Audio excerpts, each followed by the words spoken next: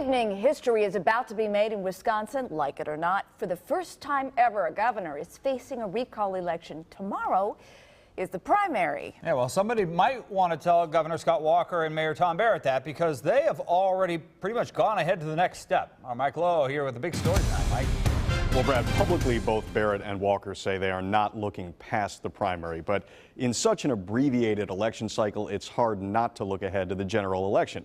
Both Barrett and Walker seem to be campaigning against each other, but Kathleen Falk is also fighting for the nomination, and she says even though she's the underdog, there's a way she can win.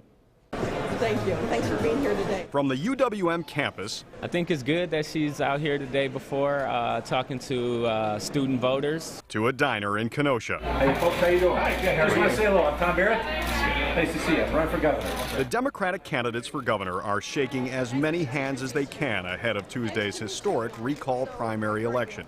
The target of the recall, Governor Scott Walker, visited a dairy business to tout job gains. Both Walker and Barrett released new TV ads Monday targeting each other. Wisconsin's unemployment rate is the lowest it's been since 2008. Milwaukee's unemployment rate has gone up 29% under Barrett. Tom Barrett.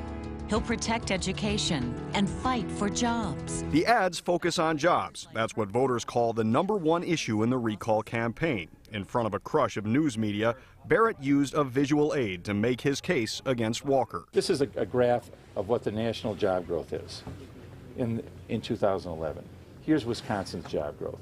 If we had simply been where the nation is on job growth, that's 64,000 more jobs. So this is probably February of 2011. You can see where it starts diverging right there. But Walker argued that his reforms are just beginning to work, and the recall itself is creating uncertainty for employers. Since I've been in office, there's been a net gain of jobs, and in particular in the last 3 months as things have settled down. You look in the first quarter of 2012, Wisconsin gained 15,600 private sector jobs. I think we're heading in the right direction. Meantime, Kathleen Falk says her jobs record when she was at the helm of Dane County makes her the best candidate. Dane County grew more jobs than any county in Wisconsin under my 14 years. She says the polls that show her trailing Barrett also show 19% of the Democratic voters are still undecided. And in that group, she sees a path to the primary victory. Huge numbers of undecided voters, and so that's why you campaign right up to the end.